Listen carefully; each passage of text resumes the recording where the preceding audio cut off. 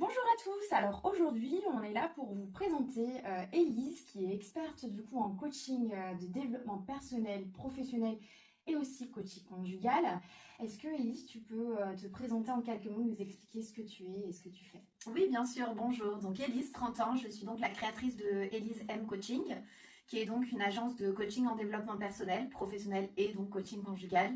Je suis passionnée par l'humain dans toutes ses dimensions et plus précisément l'évolution, le changement qu'on peut promouvoir dans sa vie, surtout par le développement personnel. Et parallèlement, c'est ma vision de la vie, que rien n'est figé, que tout peut évoluer et malgré que on puisse parfois se trouver dans une impasse, tout changement peut être possible. Alors, est-ce que tu peux me dire qu'est-ce qui te donne le sourire le matin? Qu'est-ce qui me donne le sourire le matin? Tout simplement d'ouvrir mes volets et de pouvoir observer la nature, le monde extérieur, les êtres vivants, les paysages, les bruits, tout ce qui nous rappelle qu'aujourd'hui est un nouveau jour et que nous avons des possibilités devant nous ce jour-là. À côté de ton métier, dis-moi, c'est quoi tes passions? Alors, j'ai deux passions. Donc le voyage, voyager pour découvrir de nouvelles personnes, au-delà justement des frontières, découvrir de nouvelles cultures, découvrir de nouveaux schémas de pensée. Je trouve ça très intéressant. Chaque rencontre vous apporte quelque chose et Effectivement. est intéressante. Parallèlement à ça, je fais de la boxe.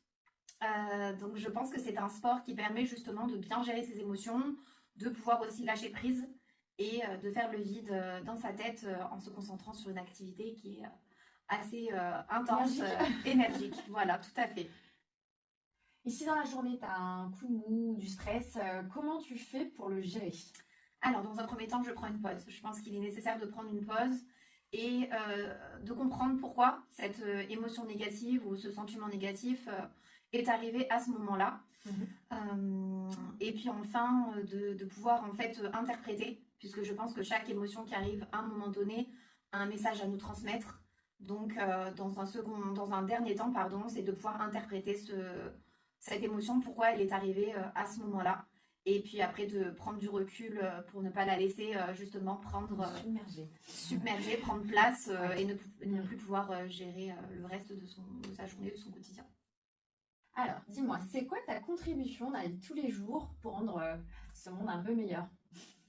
Alors, première chose, je pense, c'est d'écouter ce qu'on vit, ce qu'on ressent et se remettre en question. Se remettre en question en permanence pour s'améliorer déjà personnellement.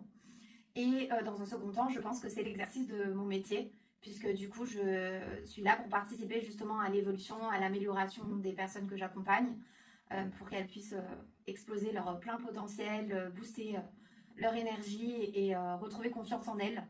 Donc, ce sont les deux méthodes, selon moi, pour participer à un monde meilleur, en participant à l'évolution et à l'amélioration de la nature humaine qui peuple finalement ce monde. Dis-moi, pourquoi tu as choisi ce métier?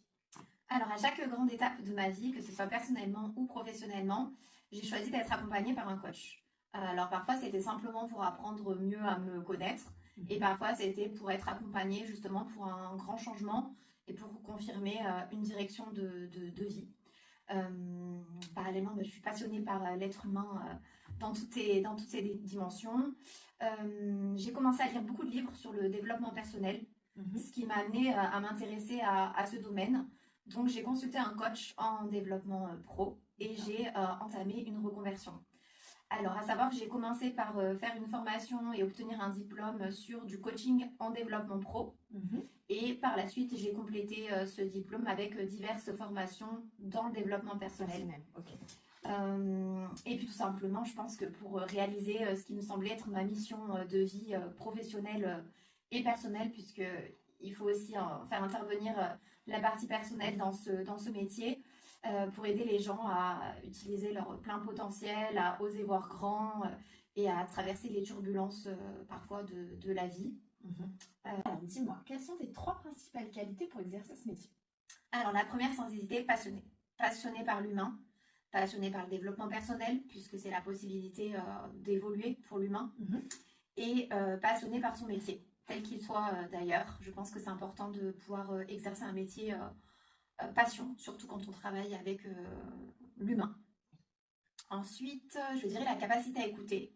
Chaque échange avec une personne est très important et de pouvoir, pour une personne, se sentir écoutée, C'est le premier pas de l'accompagnement dans le coaching. Mhm. Et pour terminer, je dirais être un élément motivateur. Je suis une personne qui aime booster mes clients. Je suis toujours en quête de nouveautés et je suis dotée d'une grande intuition qui est un réel plus pour mes accompagnements. D'accord. Tu peux nous expliquer du coup pour toi ce que c'est le coaching? C'est une rencontre. Une rencontre avec une personne qui aurait besoin d'être accompagnée pour une prise de conscience, une prise de recul en vue d'un changement, d'une transformation, d'une évolution. En tant que coach, par contre, je ne me positionne pas pour décider à la place de la personne. L'idée, c'est de l'accompagner pour qu'elle prenne les meilleures décisions pour elle, avec empathie et sans aucun jugement. C'est très important. Et de mon côté, je définirais mon coaching comme dynamique et empathique.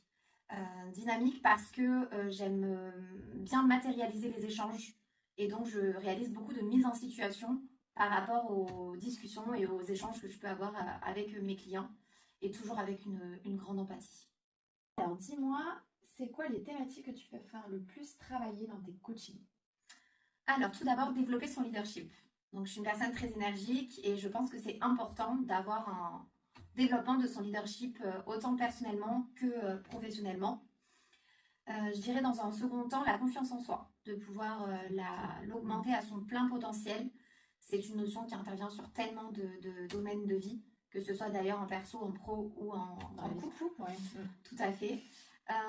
Et pour terminer, je dirais la connaissance de soi. La connaissance de soi avec tout ce qu'elle implique, c'est-à-dire connaître ses besoins, ses envies, ses attentes, mais aussi pouvoir se fixer des limites et travailler sur ces limites bloquantes. Ah, ok. Je suppose que dans ton métier, tu as rencontré beaucoup de monde. Mais dis-moi, pourquoi tes clients ils viennent te voir et donc du coup, dans quel besoin? Alors, sur la partie développement personnel, j'ai souvent la problématique du burn-out qui revient. Donc, des personnes qui ont fait un burn-out et qui ont besoin justement de se recentrer sur elles et de faire le point sur leurs besoins actuels. Des personnes qui veulent booster leur confiance en elles, c'est souvent le cas.